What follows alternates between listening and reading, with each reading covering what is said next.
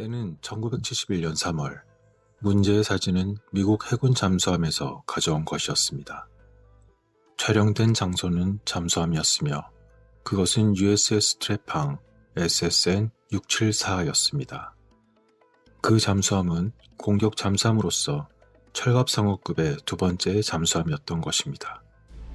트레팡이라는 이름은 바다 슬러그 또는 해삼 등의 길고 근육질의 몸을 가진 해양 동물을 지칭하는 것이었습니다.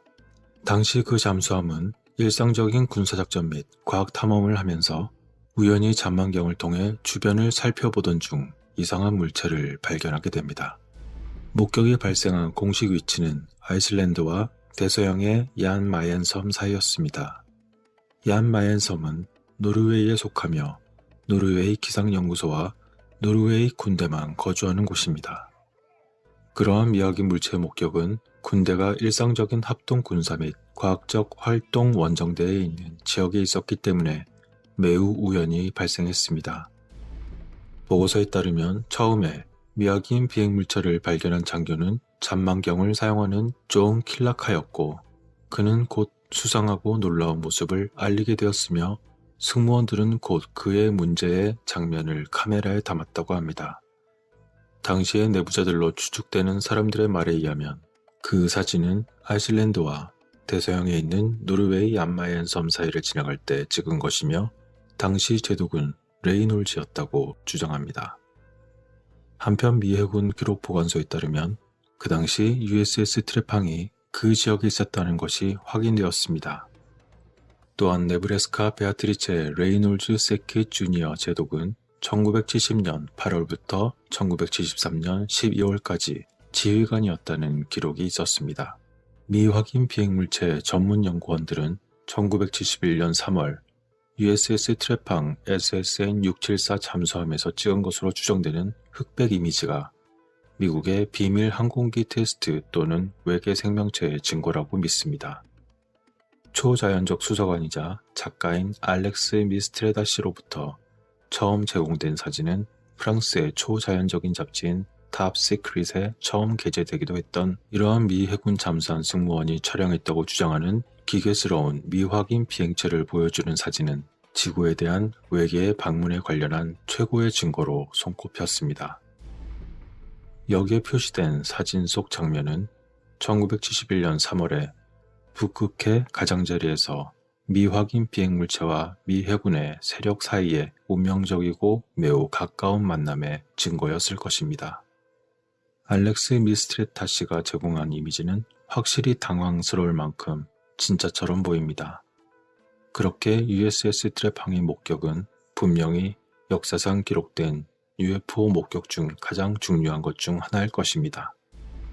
한편 다른 사람들은 사진들 중 하나가 1971년에 테스트된 피스톤 엔진으로 구동되는 미국의 실험용 항공기인 에레온 26과 비슷하다고 말했습니다. 그런데 여러분은 비슷해 보이시나요?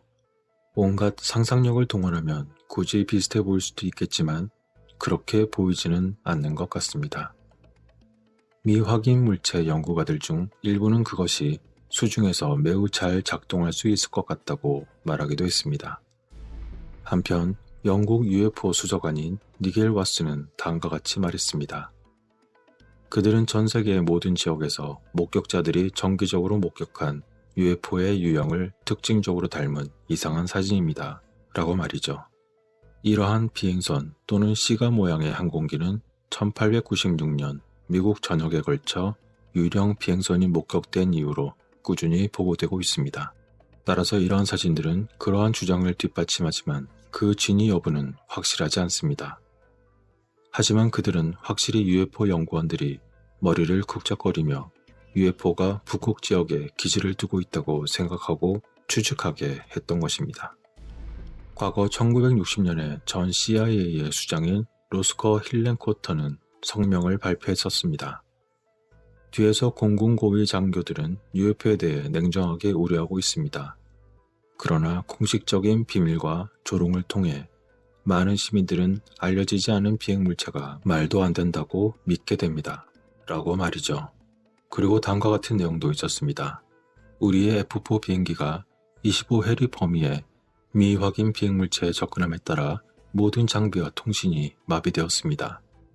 그러나 F4가 그 물체에서 돌아서서 더 이상 위협이 되지 않았을 때 항공기는 모든 장비와 통신이 정상으로 돌아왔습니다. 라는 이러한 인용문은 1976년 이란에서 발생한 UFO와의 조우를 자세히 설명하는 기밀이 해제된 미국 국방부 보고서에서 발췌한 것입니다. 또 다른 매우 흥미로운 서면 성명은 전 캐나다 국방장관 폴 헤일러가 썼습니다. 1961년 냉전 당시의 사례 중 하나에서 약 50대의 UFO가 러시아에서 유럽을 가로질러 남쪽으로 날아가고 있었습니다. 연합군 최고사령관은 그것을 매우 염려했고 그들이 돌아서서 북극을 넘어갈 때 패닉 버튼을 누를 준비가 되어 있었습니다. 라고 말이죠. 그 후 그들은 조사를 하기로 결정했고 3년 동안 조사했습니다. 그 결과 그들은 적어도 4개의 다른 종이 수천 년 동안 이 행성을 방문해 왔다는 것을 확실하게 결정했던 것입니다. 지난 수십 년 동안 특히 우리가 원자폭탄을 발명한 이후로 더 많은 활동이 있었습니다. 그들은 그것에 대해 매우 염려하고 우리가 그것을 다시 사용한다면 우리뿐만 아니라 우주의 다른 자들에게 영향을 미치기 때문입니다. 라고 전했던 것일까요? 그들은 우리가 원자무기를 다시 사용하기 시작할까봐 매우 두려워하며 이것은 우리와 그들에게도 위험하기 때문일까요? 한편 1979년 칼로스 카스트로 카베로 장군은 리처드 고언에 의해 작성된 UFO들과 국가보안상태 볼륨 2에서 다음과 같이 언급하기도 했습니다. 모든 것이 미국과 스페인은 물론 나머지 세계에서 조사 과정이 있습니다. 세계 각국은 현재 UFO 현상을 조사하기 위해 협력하고 있으며 국제적인 데이터 교환이 있습니다. 라고 말이죠. 이러한 모든 내용은 과거에 전 세계 군대가 UFO를 적극적으로 추적하고 때때로 가로채고 있음을 알려주는 것입니다. 그런데 말입니다. 여러분들도 잘 아시는 더욱 놀라운 이야기 또한 바다와 관련된 물체에 대한 것입니다. 그것은 바로 유명한 탐험가 크리스토퍼 콜럼버스가 버뮤다 삼각지대를 통과하면서 겪은 기이한 물체에 대한 경험담의 기록일 것입니다. 때는 지금으로부터 약 520년 전인 1492년, 크리스토퍼 콜럼버스와 그의 승무원들은 미지의 바다에 있었고 궁극적인 새로운 세계의 발견을 향해 나아갔습니다. 그들에게 다가올 이상하고 흥미로운 발견이 많이 있었지만 그 전에는 1492년 9월 15일 저녁에 이루어진 이상한 목격으로 시작하여 기괴한 일련의 사건이 벌어졌던 것입니다. 스페인의 역사학자 바르톨로메 데 라스 카사스가 쓴 크리스토퍼 콜럼버스의 첫 미국 항해 일기장에는 승무원들이 하늘에서 어떻게 이상한 현상을 목격했는지 묘사되어 있었는데 그들은 그날 밤낮으로 27개의 리그와 몇 개의 리그에 해당하는 거리를 서쪽으로 항해했습니다. 그리고 그날 밤 그것을 시작으로 그들은 하늘에서 4개에서 5개의 리그로부터 멀리 바다로 떨어지는 놀라운 불의 가지를 보았다고 합니다. 참고로 여기서 리그는 거리의 단위로서 바다에서 하나의 리그는 3.452마일이며 미터로는 5,562미터가량입니다. 당시에 그것이 유성일 수도 있었겠지만 특히 그들이 하늘에서 많은 유성을 목격했을 가능성이 높았을 만큼 그들이 그것을 불의 가지로 언급할 수 있을 만큼 장관이었는지 궁금해 보입니다. 그런데 이상하게도 이 목격에 대한 많은 해석들은 이 광경이 그 반대였으며 빛이 실제로 바다에서 나와 하늘로 쏘아 올려졌다는 것입니다. 그리고 이 광선은 실제로 하늘로 치솟기 위해 바다에서 나온 것이라고 주장합니다. 이것은 적어도 흥미롭기는 하지만 카사스의 설명에 따르면 이것은 그들이 목격했던 몇 가지 이상한 사건들 중 하나일 뿐이라고 합니다. 그 다음날 1492년 10월 11일 그들의 탐험은 그들의 역사적인 아메리카 발견으로부터 불과 몇 시간밖에 남지 않은 상태였습니다. 그리고 그날 저녁 제독은 지평선에서 매우 특이한 것을 발견했습니다. 그것은 바로 공중에서 벌쩍벌쩍 뛰는 불빛인 것 같았고 제독이 그것을 보면서 다른 사람들을 부른 것은 충분히 이상하게 보였기 때문일 것입니다. 그 사례는 다음과 같이 기록되고 있습니다. 해가 진 후 콜럼버스는 서쪽으로 향하는 이전 코스를 따라 항해했습니다. 그들은 매시간 약 12마일을 달렸고 자정 이후에 2시간까지는 약 90마일을 달렸는데 이것은 22.5리그에 해당합니다. 그리고 캐러벨 핀타는 우수한 선원이었고 콜럼버스 제독보다 앞서서 갔기 때문에 땅을 발견하고 제독이 명령한 신호를 보냈습니다. 제독은 밤 10시에 섬 위에 있을 때 빛을 보았습니다. 비록 그것이 너무 희미해서 그가 그것을 땅이라고 단언하고 싶지 않았지만 그는 왕의 단장인 페로 구티에레즈를 불러 그에게 빛이 있는 것 같다고 말했으며 그래서 그는 그것을 보고 또 살펴보았습니다. 한편 그는 왕과 왕비가 함대 사찰관으로 보냈던 로드리고 산체스 데 세고비아는 그것을 볼 수 없는 곳에 위치하고 있었기 때문에 아무것도 보지 못했다고 말했습니다. 그렇게 제독이 말한 후에 그것은 한두 번 더 보였었고 그것은 밀랍 촛불처럼 솟아올랐으며 그것은 거의 땅을 가리키는 것처럼 보였습니다. 그러나 제독은 그들이 땅이 아니라 육지 근처에 있다는 것을 확신했습니다. 그 때문에 그들은 선원들 나름대로 읊고 노래하는 것이 익숙한 살브를 암송할 때 모두 참석한 그들에게 제독은 간청하고 훈계하여 예보를 잘 살피고 육지를 잘 살피라고 하였습니다. 그리고 처음 그에게 말한 사람에게 그는 나중에 군주들이 약속했던 다른 보상 외에 실크 재킷을 주곤 했는데 그것은 누구든지 먼저 그것을 발견한 사람에게 주는 보상으로서 1만 마라베디스 은하였습니다. 결국 여러 배에서 많은 목격자들이 목격한 것으로 보이며 그들이 목격한 이 빛이 무엇인지 물어보게 되었습니다. 이 모든 것은 항해 중에 경험했던 나침반의 다양하고 기이한 현상과 함께 벌어졌습니다. 나침반은 승무원들이 상당히 불안해할 정도로 뚜렷한 이유 없이 엉망이 되고 있었다고 합니다. 1792년 제다디아 모스가 쓴 미국 지리학이라는 원고에 이러한 기이한 현상에 대해 쓰여 있습니다. 9월 14일 콜럼버스는 나침반에 있는 자기 바늘이 극지방의 별을 정확히 가리키지 않고 서쪽을 향하고 있다는 사실에 놀랐습니다. 그리고 그들이 진행함에 따라 이러한 변화는 증가했습니다. 이 새로운 현상은 콜럼버스 동료들을 공포로 가득 채웠고 자연 자체가 변화를 지속하는 것처럼 보였습니다. 그리고 나침반의 유일한 사용 지침은 바로 그들을 무한하고 무궤도한 바다로부터 안전한 퇴로를 안내하는 것이었는데 그렇게 제 멋대로가 된 나침반들은 항해를 실패하게 하려는 것으로 여겨졌던 것입니다. 콜럼버스는 그가 가진 재치 못지않게 재빠르게 이러한 모습을 보이는 이유를 그럴싸하게 승무원들에게 제시했고 그 이유는 자신을 만족시키지는 못했지만 너무 그럴듯해 보여서 선원들의 두려움을 없애주거나 그들의 중얼거림을 잠재우기 위함이었습니다.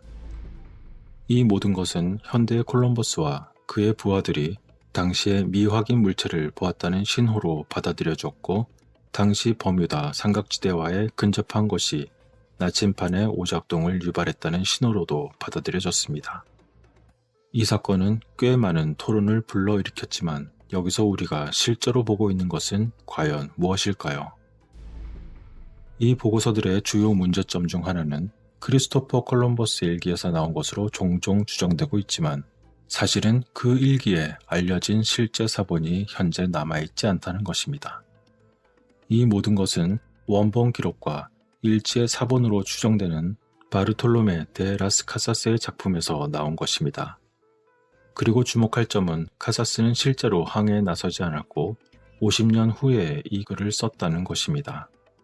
그것은 실제 원본이 아니기 때문에 콜럼버스 자신의 펜에서 쓰여진 내용이 실제로 얼마나 많이 나왔는지 그리고 카사스에 의해 얼마나 삽입되거나 과장되었는지 우리로서는 알 길이 없습니다.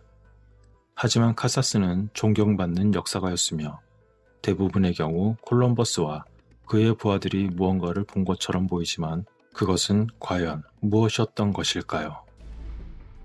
그가 발광성 바다생물 또는 유성 일종의 대기현상, 심지어는 카누에 횃불이 달린 원주민을 보았다는 것을 포함하여 많은 해석과 아이디어가 던져졌지만 그 중에서 가장 인기 있는 이론은 그들이 단순히 육지에서 빛을 보았다는 것입니다. 그렇지만 10월의 목격은 육지가 목격되기 몇 시간 전에 이미 이루어졌었기 때문에 해안에 있는 원주민의 빛이었을 가능성이 있다고 제안하는 것이 아마도 합리적일 것이며 콜럼버스의 일기에 사본을 쓴 카사스 역사학가조차도 이렇게 생각했던 것입니다. 그러나 결국 여기서 무슨 일이 일어났는지 확실히 알 수 있는 방법은 없습니다. 우리는 원본의 초판 사본을 남겨두고 실제로 그것을 확인할 방법이 없는 것입니다. 그것이 UFO인지 횃불을 든 원주민인지 아니면 무엇이었나 하는 이 모든 것들은 크리스토퍼 콜럼버스의 역사에서 호기심 많은 작은 각주에 불과하며 아마도 완전히 풀리지 않을 대부분 잊혀진 호기심과 역사적인 기이한 것으로 남을 것입니다. 이렇게 전 세계 수백만 명의 사람들이 자신이 이해하거나 설명할 수 없는 하늘에서 무언가를 한 번 이상 본 적이 있다고 주장합니다. 지구상의 어떠한 비행체도 도달할 수 없는 속도로 움직이는 이상한 빛이 몇 초 만에 사라지고 나타나는 것을 본 것과 같은 우리 중 많은 사람들이 설명할 수 없는 것을 본 것처럼 전 세계에 그와 같은 경험을 한 다른 많은 사람들이 있습니다. 그들은 군인, 우주비행사, 조종사, 심지어는 이 세상 밖에 있는 것으로 분류되는 것을 본 공무원까지 말입니다. 오늘날의 세상에서 우리 하늘과 바다 위에는 합리적으로 설명할 수 없는 것들이 있음이 분명해졌습니다. 이러한 것들을 미확인 비행물체이거나 미확인 수중물체 또는 외계인 물체 또는 극비 군용 물체라고 부를 수도 있을 것이지만 진실은 그들이 존재하고 우리 일상생활의 일부가 되었다는 것입니다. 과연 미확인 물체는 외계에서 온 것일까요? 외계라고 하는 것은 보통 우주 저 멀리를 생각할 수 있지만 지구 속이나 깊은 심연 속에서 온 것이라면 그것을 외계가 아니라 그 반대인 내계라고 해야 할까요? 나날이 발전해가는 그래픽의 진화와 디지털의 발전은 우리의 상식적인 눈을 충분히 속이고도 남을 만큼 정교해지고 있습니다. 나사의 우주정거장 속 우주인은 머리에 강력 스프레이를 뿌린 듯한 머리와 보일 듯 말 듯한 가느다란 끈달린 몸체로 빙글빙글 돌며 우리를 매우 아리송하게 하고 있습니다. 또한 외계 종족이라 짐작하는 자들이 지구의 핵물질에 그토록 민감하여 살피고 있다면 그들은 직접적인 영향을 받는 존재일 수 있다는 것인데 그렇다면 그들은 이미 우리와 함께 공존하며 살고 있는 알려지지 않은 지구의 또 다른 존재들일까요? 원래부터 지구에 존재했던 지구 속 어딘가 아니면 물속 깊은 곳 어딘가 존재했던 것은 아닐까요? 이러한 몇 가지 질문을 던지며 오늘의 영상은 여기서 마치겠습니다.